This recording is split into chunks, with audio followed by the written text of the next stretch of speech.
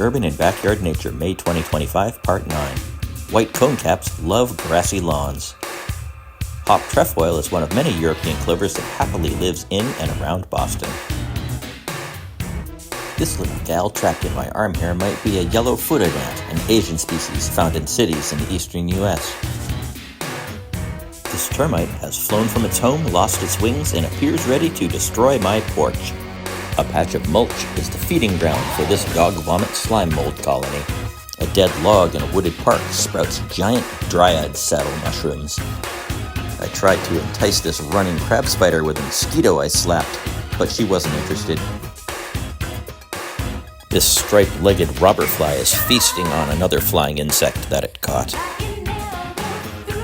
This wild turkey is taking a dust bath in the sand at the side of a paved path.